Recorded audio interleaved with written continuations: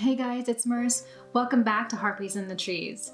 Tonight, I'm going to do something special. I'm going to record a book review in the evening instead of during the daytime. I won't have any time this weekend to shoot in the daytime, so I thought it might be a good opportunity to experiment shooting at night. Let me know what you think of this format, because I kind of like it, but I want to know what you guys think. Tonight's book review is for Craven Manor by Darcy Coates. This was recommended to me by Stacy Stories and Written in Blood, and I think a few other people had also suggested Craven Manor because I had fell in love with The Haunting of Ashburn House, and because I love this book so much, I wanted to get another one right away. So we're going to talk about Craven Manor. Craven Manor starts out with introducing us to Daniel, who's 22 years old and has experienced a lot in his life already so far. He makes money by doing odd jobs around town. Basically, he goes door to door to businesses to see if they need any work for that day. Daniel used to be homeless. He was living on the streets, and this gave him the opportunity, I guess you could say, to see what it's like on the other side of society and also humanity. And this definitely left a mark on him.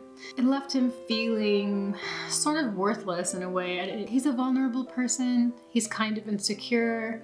He's not very sure of himself, but he's also very generous. He's a very generous character. He's always making sure that he can pay his way. He doesn't want charity. He wants to, he wants to be able to become independent and be on his own feet.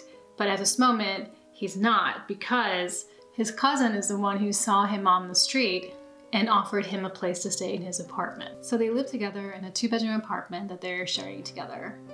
And on this day that we meet Daniel, he comes home, he finds a letter underneath the door, and then is greeted by his cousin who's like, "Hey man, I just decided that we should get a third roommate, and he's gonna take your room and you can sleep on the couch."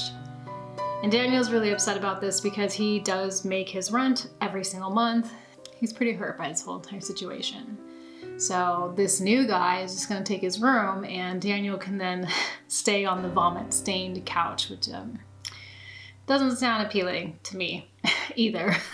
So Daniel is trying to, compromise with his cousin a little bit, but his cousin just blows him off. And what is driving this whole entire situation of bringing in a third roommate is that his cousin just wants extra money to spend on video games and indulgences and luxuries that he wants. So his cousin doesn't even care how Daniel feels about it. He just forces him to accept the situation as it is because the apartment is in his name anyway. Daniel doesn't have any ability to fight him on it. However, the letter that was slipped through the door with his name on it is offering him a job as a groundskeeper for an estate called Craven Manor.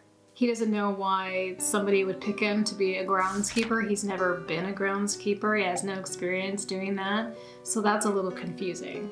A lot of red flags are popping up in his mind about this job or this letter. It could be a scam, it could be a setup, it could be just a prank, who knows? One, why this letter came to him, how this person knew his name and where he lived. It's not even mail. It's like someone walked into the building and placed it there. He's so upset and he's so angry about this whole situation with his cousin that he's like, I'm gonna go check out what this job is, and I just hope it's for real. When he gets to this location, it's like a very difficult location to find. It's making him feel like that it might be some type of a setup, that this place doesn't even actually exist. But when he does find the building, there's a house, but it's in complete ruin and it's abandoned. There's nobody there, which in its heyday was probably amazing and magnificent, but it's obvious now that no one lives there, and no one's lived there for a really long time. It's covered in dust and grime and rot. So he's just feeling even more confused at this point. When he walks into the building, there's another letter there with his name on it, and it kind of goes over some specifics of like what the job would be and like what his tasks are, and that he also has a place to stay if he should need it. His main task is to landscape a very specific location on the estate. And he's provided with everything he needs. There are a bunch of rules that he needs to follow. And this is actually kind of appealing to him because he loves gardening. He was gardening with his grandmother when he was very young, so he has a lot of great memories of it. He has a green thumb. He has like this hope of having some independence, some freedom, and a little bit of agency over his future. But the most important question is, was he lured there to the property, or was he brought there for a real job? I read this book in 2 days. I basically inhaled it. Darcy Coates for me is kind of just like candy. Like I get it and I'm just like, done. As I mentioned before, Craven Manor is the second Darcy Coates book that I've read. In comparison to The Haunting of Ashburn House, I will say that I enjoyed this one more because Daniel's character sometimes was so frustrating for me because he would just make decisions that I was like I just wanted to shake him, like Joan Crawford style, like, what are you doing? You know, just because he would just, I don't know. He didn't have a lot of confidence and he was always feeling very vulnerable and he was easily manipulated by other characters. So sometimes I'd just be like, oh my God, you know, like I can see what's gonna happen and you're just walking right into it, you know. But it was definitely, it made sense for his personality and the way that he was structured. It made sense. But sometimes I would just be like, there's definitely, Darcy Coates definitely has some themes going here. She does use inner dialogue as a mechanism for you to get a little bit more insight on, you know, what the characters are thinking and who they are and also how they're processing things that are happening. So I wondered if that was just something for Ashburn House, but I think that's like something she does. I still really liked it here as well on Craven Manor.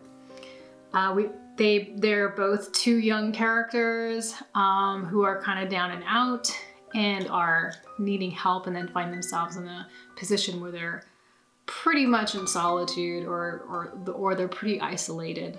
But you know, Craven Manor is not the same story as Ashburn House. It's definitely different. It's a really good story. It's really fun. It plays with you a little bit, which is nice. It's a great setting. It has a lot of ruin porn in there, which I love. And it's not just a ghost story. And also, like Ashburn House, that was not just a ghost story. Darcy Coates, obviously, she adds on a lot of layers and a lot of other aspects to these supernatural events that are happening. So they're not your typical ghost story, which I really enjoy. She also has a cat in here as well. She had a cat in Ashburn House. There is a cat here. It's like a totally different type of character. And I really enjoy that about her. She just has a way of implementing a cat into a story, and it's just kind of, it's just like some kind of like interesting detail, you know? I don't really know how to explain it. It's just kind of fun. So there's a lot of great stuff in here. There's ghosts, there's ruin porn, mysterious illnesses, forgotten places, and some magic.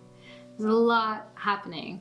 So I really enjoyed Craven Manor. It was not the same story as The Haunting of Ashburn House. There was definitely a theme though of like a young person who is down and out and is forced into a situation where they don't have a lot of options and they have to take something that they don't really want, but they're just gonna have to find a way to make it work. And they both surprised me with kind of where they went with the story and the other elements that are there. Like I said, it's not just a ghost story. It's not just a house and a ghost. It's much more complex than that.